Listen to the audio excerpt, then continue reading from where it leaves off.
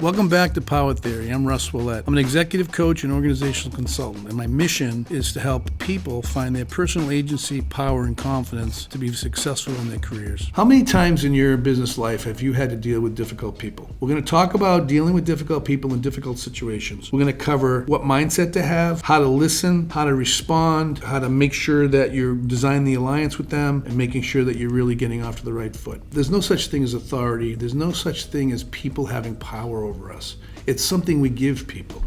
So if we buy into someone getting upset with us, or someone being annoyed, or someone not behaving well, what they're trying to do is they're unconsciously trying to steal our power, steal our authority, or be authoritative over us. And what we can't do is we can't buy into that, right? And it's really hard as a human being to be in a situation when you're in a meeting, one-on-one, and we really start to notice that they're getting annoyed, or they're starting to be a little passive-aggressive. It's really easy for us to be defensive and really not lean into that in an appropriate way. What we really need to understand is that it's up to us to control ourselves. What we have to do is have the right mindset. And it's just like emotional intelligence. We notice what's going on for us. Okay, this person's being aggressive, this person's not in a good place. They're making me feel a certain way. I might feel anxious, I might feel flush, I might start getting angry, I might start finding myself being passive-aggressive. We really need to just notice that right away. We need to understand that that's what's going on, and we need to stop ourselves. So look, everybody has a bad day. All of us will have a day where we're not behaving in our top performance. We might be short, we might be aggravated. And it's not usually personal. When I'm tweaked about something, it's not personal to the person, but it comes across that way. And I really need to make sure I control that. So when someone else is doing that, I notice it, I feel the tension myself, and then as soon as I notice it, I say, okay, this is a situation where I want to practice a little bit different behavior. I stop, I listen, and I start changing my mindset to one of being curious, one of being kind, one of being empathetic. It's really hard to do. I'm not saying this is easy to do. It's very difficult, but that's what you have to do. As soon as they see that you're not being defensive, or that you're not being offensive, or you're just being kind and curious, as soon as they notice that, the situation should start to change. They'll start noticing their own behavior. They might start changing automatically themselves. We bring the temperature down and everything's okay. If it doesn't go down, then what we need to do is really switch to listening. And that might mean just say more. Tell me more about this. What else? What's on your mind? What do we want to be different? You should start asking powerful questions. You listen intently for the answers. You give them time to articulate themselves. Usually people will talk themselves down from whatever aggravation is going on.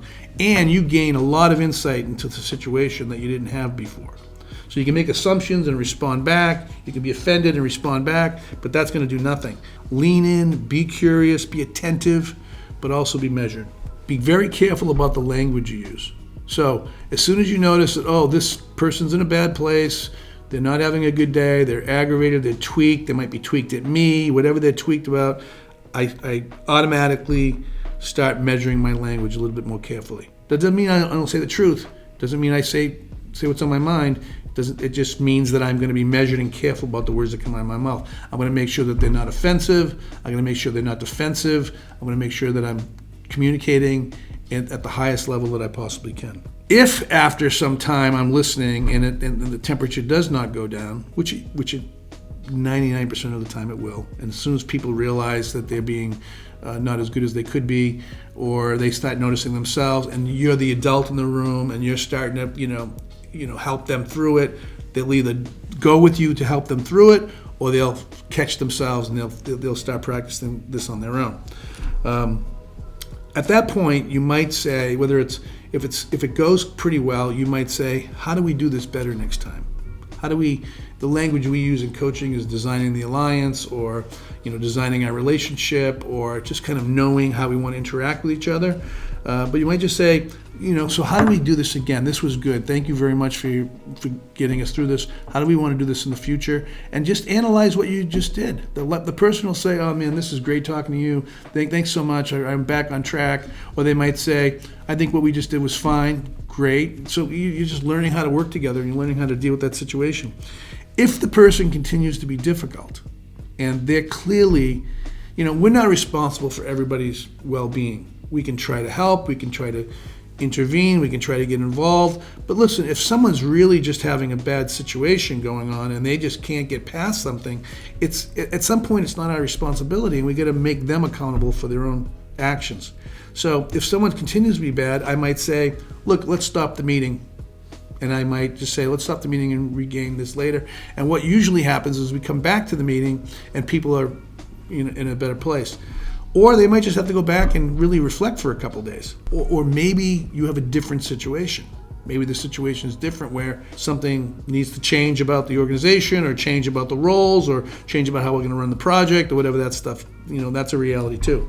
But you want to design this with them as best you can. What helps me is I keep in mind that people have life challenges. People have challenges in their confidence. They have challenges in being overworked. They have challenges in what choices they have to make and decisions they have to make, what people they have to interact with. I have to be totally aware that my reality is not their reality, and I need to really be empathetic about those challenges that they have. It's not my business to counsel them on what's going on with their children or their health or anything else that might be going on, unless I'm invited into that in some way. And even that, it's like there's certain kind of boundaries we want to be careful about. But generally when it's about work, we can deal with it, but it's not our business necessarily to fix what's going on in their life. But we can have empathy for that, and we can have compassion for that, and we can be a friend. The way I approach all of these situations is, even with somebody that I might not get along with really well, or I might not even enjoy being with, right? I try to approach it always as a friend. If I can have that mindset, that vibe comes through, and people are going to respond in a positive way. If not immediately, eventually. If you like this video, if you like this podcast, you can email me at info@sojournpartners.com. If you give me your email address, I can put you on the mailing list. You can make comments below. Thanks for joining me, and we'll see you next time on Power Theory.